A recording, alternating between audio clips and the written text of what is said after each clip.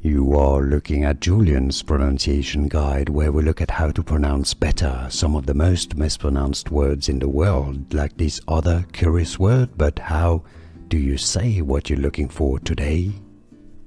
Let's learn from French, the French pronunciation and how you can say it in English. This is a dancing step.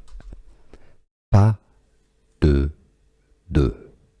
Okay, that's your French pronunciation. Pas is a step, the S is silent.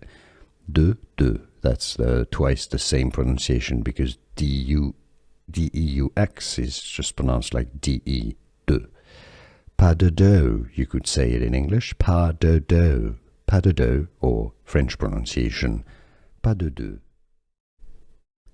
Let's learn from French, the French pronunciation and how you can say it in English. This is a dancing step. Pas, deux, deux.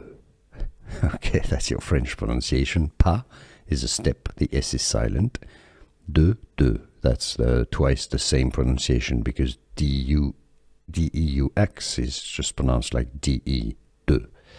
Pas de deux, you could say it in English. Pas de deux, pas de deux, or French pronunciation, pas de deux.